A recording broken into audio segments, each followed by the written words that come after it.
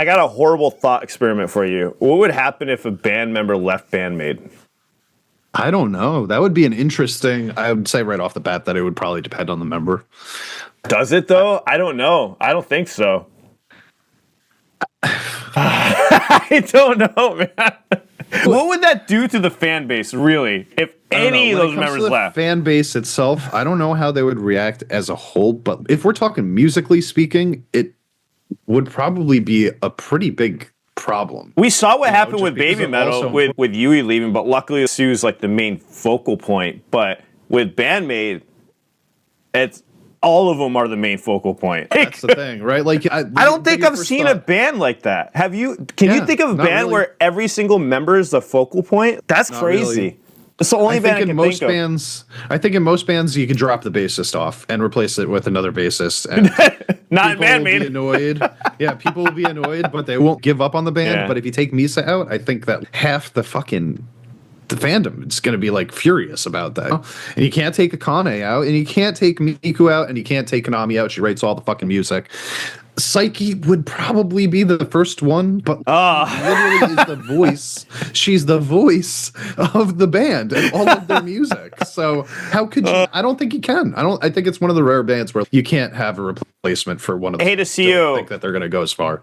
Hey to CEO says there was a very swift transition in Love Bites with Band-Maid would be similar. I don't think it would be similar in Band-Maid. Love Bites is not at the scale of Band-Maid yet. In what sense? Back then when they switched them out. Actually, I would still argue Band-Maid's way bigger. I would consider it, right? I would say yes. I don't know popularity-wise. I don't know I think so. But Love Bites has grown in popularity a lot though recently. There's that. But Band-Maid fans would be pretty irate if any of those members even stepped away. Or there would definitely be a shift for sure. That would be I don't even know if the band would continue like that. True. I'll be honest, like you take one of those band members out, I don't know if Band-Maid is Band-Maid anymore. I think that they might all at that point decide to try to do something separate, like Miku already has with her other band and stuff like that. I just can't imagine one replacement out there that the fans would be happy about replacing one of them. There's only one group that I could think of where it would be really hard to replace a member, and somehow they still been doing it. It was Avenged Sevenfold in my head, minus you could go without the bass. You could switch the bassist out. I was gonna say. But they lost the drummer, and it's still not the same. And they got and the crazy. Who's the replacement drummer? It's a guy from. He's a phenomenal drummer, though. Like he's Wackerman. Awesome. Wackerman is his last name, but that drummer is amazing. He's definitely the best fit that they have found, but that was another band that I could think of would be hard to replace a member other than the bassist. Sorry. Yeah. You could. You look, it's interesting because you look at the older bands like Megadeth, right? Megadeth's gone through some transformations, and I think their fans still view them as Megadeth, right? It's not really that huge of a change. They got the Soilwork drummer in there now. I think he's been there for 8 years now.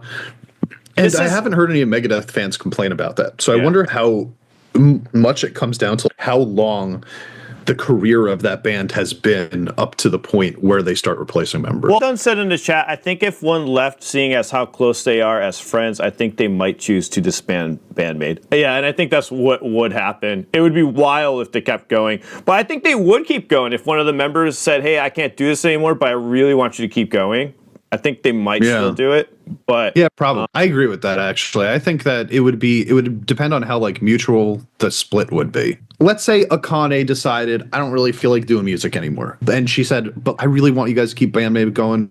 Let's see if we can find a replacement drummer when I leave." If you were to get the drummer, let's say you got Tam from Nemophila.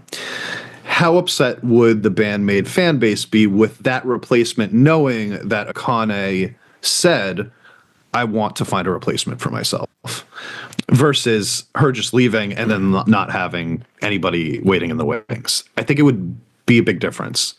Yeah, I saw. Yeah, fan base would become very toxic. You meant Tamu, right? From Nemophila. Yeah, Tamu.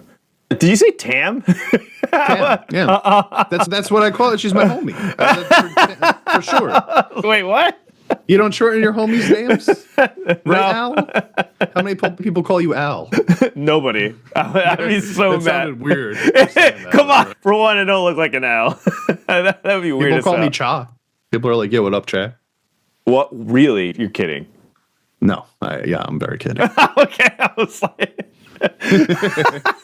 This is a good point, too. Dun was saying in chat, like, a lot of bandmates would take it in a positive light either way. I don't think they would ever separate in a negative way. It would all be amicable, which most Japanese bands are amicable. They also do so much trading, like within the Japanese rock world of like talent playing with each other and stuff like that, way more than happens over here. That it might be just a simpler transition in general. There's so many people out there. Lisa X, right? She could just pop into any band and be the guitarist. And I think so many people know her as just a Japanese female guitarist that they would accept her in most bands as, okay, she's going to be one of the new guitarists, regardless of who leaves. And I think that's something that's out there in the Japanese scene that's a real positive. Almost like these freelance, like drifters that could just be popped in and people already respect them regardless of what band they come from. This is a clip from the Solid Sound podcast that we do at 9 a.m. Mountain Standard Time every Sunday, where we talk about our favorite music from all over the world. You can check out the full uncut version of this podcast right here. See you all in the next one. See you!